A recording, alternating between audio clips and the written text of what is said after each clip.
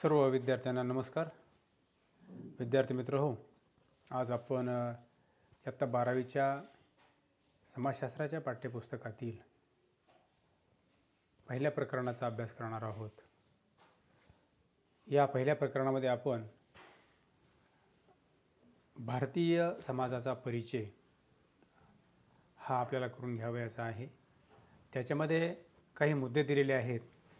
त्या मुद्द्याच्या अंतर्गत आपल्याला अभ्यासा येतं की प्राचीन आणि मध्ययुगीन भारत, वसाहतकालीन भारत, स्वातंत्र्योत्तर काळातील भारत, म्हणजे भारतीय समाजाचं आपल्याला जर यथार्थ आकलन करून घ्यावयाचं असेल तर आपल्याला भारतीय समाजाची निर्मिती कशी झाली याविषयीचा थोडक्यात इतिहास माहिती असणं गरजेचं आहे.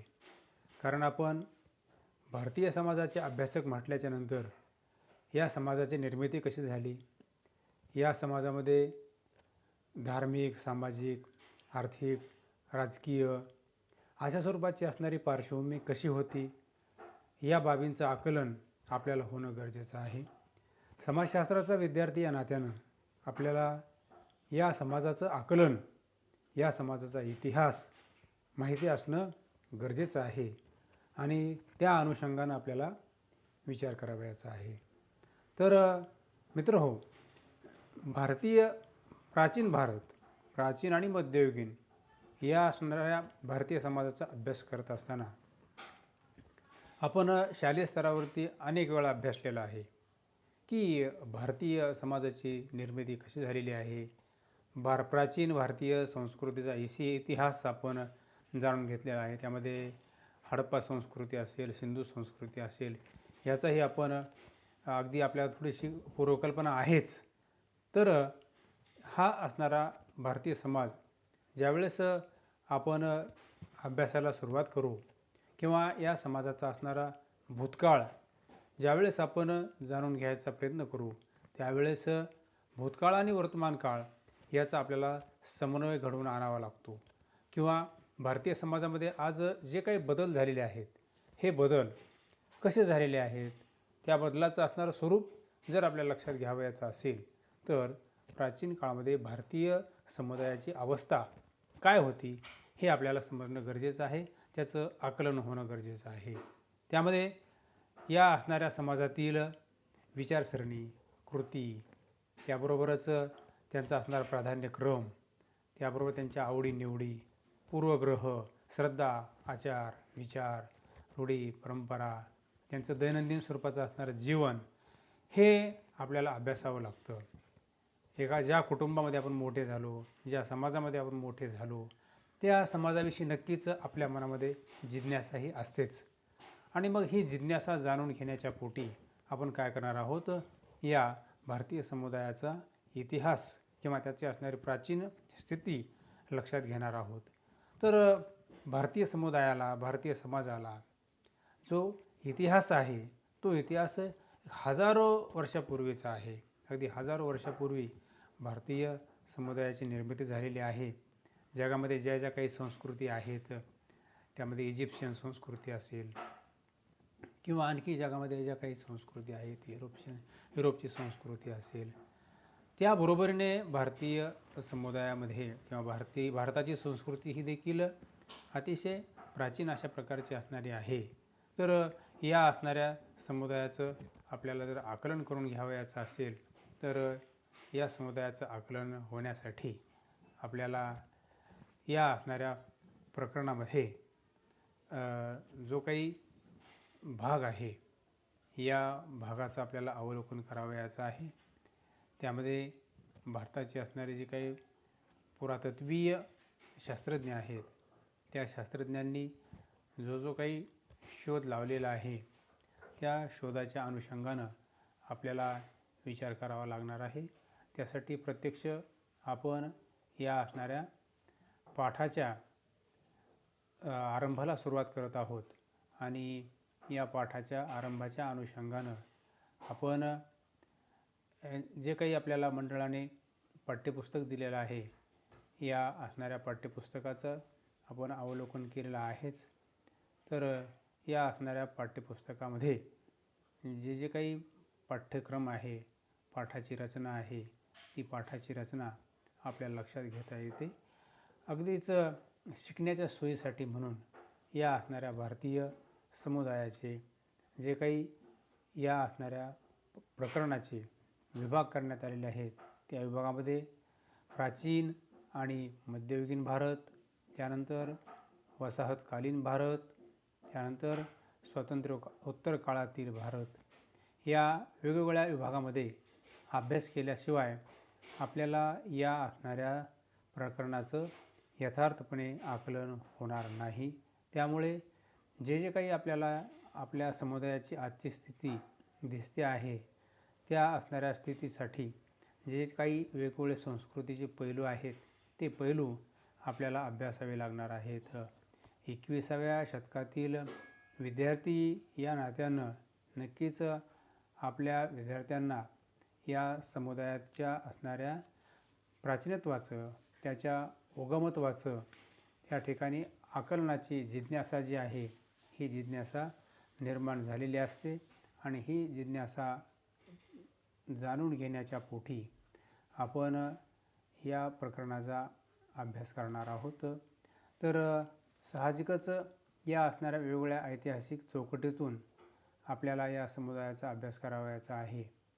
या समुदायाचा अभ्यास करत असताना जे काही वेगवेगळे मुद्दे दिलेले आहेत, त्या मुद्द्याचा आपल्याला क्रमाक्रमाने विचार करावयाचा आहे.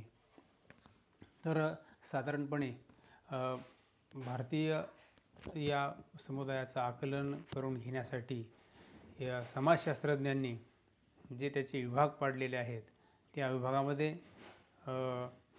हडप्पा संस्कृती, वेदकालीन भारत, दुसरे नागरीकरण, अभिजात काळ आणि मध्ययुगीन भारत.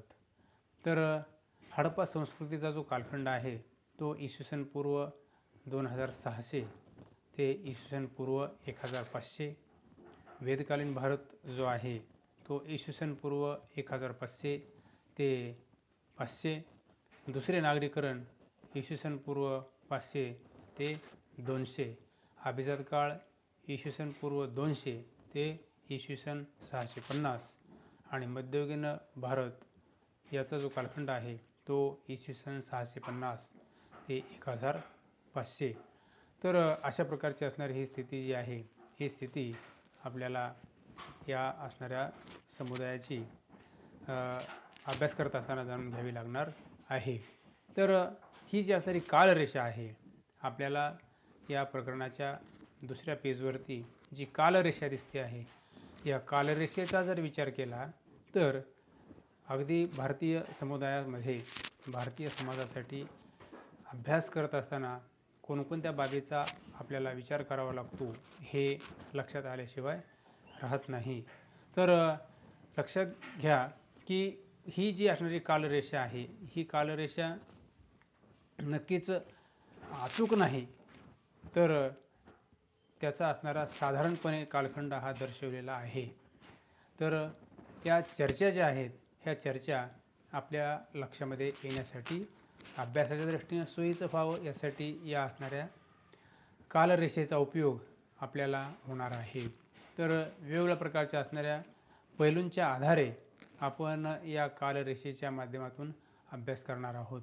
तर साहजिकच पहिला मुद्दा जो आपल्याला अभ्यासावयाचा आहे, तो म्हणजे धार्मिक श्रद्धा प्रणाली आणि आचार. भारतीय समुदायामध्ये ज्या काही धार्मिक आचारपद्धती होत्या, त्या आचारपद्धती ह्या अत्यंत गुंतागुंतीच्या अशा स्वरूपाच्या होत्या. अगदी हडप्पा संस्कृतीच्या उत्खननापासून वेगवेगळ्या प्रकारच्या असणाऱ्या ज्या मूर्ती आहेत, त्या मूर्ती त्यामध्ये सापडलेल्या आहेत.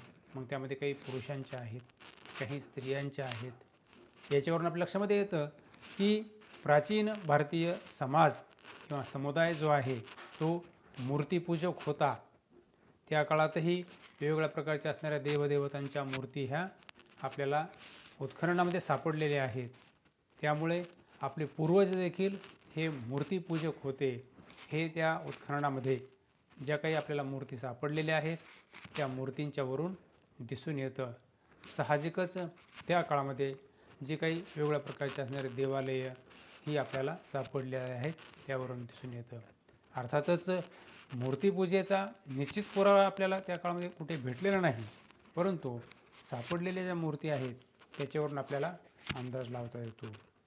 भारतीय संस्कृतीमध्ये आपल्याला पाहता येतं की जी काही वैदिक संस्कृती होती, या वैदिक संस्कृतीमध्ये सूर्य, पर्जन्य, जल, वादळ अशा अनेक निसर्ग देवतांचे त्या ठिकाणी पूजा केली जात होते. कारण भारतीय समाजामध्ये हा जो काही निसर्गपूजक समाज होता, त्यामुळे निसर्गाची असणारे उत्तरदायित्व, निसर्गाच्या असणाऱ्या श्रद्धा ज्या आहेत त्या श्रद्धा जपण्यासाठी त्यांना ते करणं गरजेचं होतं. कारण भारतीय समाज हा जो आहे, हा भारतीय समाज बहुतांशी ग्रामीण भागामध्ये निसर्गाच्या सानिध्यामध्ये राहत असल्यामुळे त्या वेदकाळापासून निसर्गपूजा ही आपल्या समाजामध्ये होती. कारण या निसर्गातूनच माणसाच्या सर्व गरजा पूर्ण होतात आणि त्या गरजा पूर्ण झाल्यामुळे आपल्याला निसर्गाच्या विषयी जी काही आपली कृतज्ञता आहे, ही कृतज्ञता व्यक्त करण्यासाठी आपण काय करत असतो, या निसर्गाची असणारी पूजा करत असतो किंवा त्याच्याविषयी ऋण व्यक्त करत असतो. तर अशा प्रकारचे असणारे हे जे काही वर्णनं आहेत, या वर्णनावरून आपल्या असणाऱ्या भारतीयांच्या ज्या श्रद्धा प्रणाली आहेत, या श्रद्धा प्रणाली आपल्याला पाहावयास मिळतात. म्हणजे प्राचीन भारतीय समाज हा जो आहे तो श्रद्धाळू होता.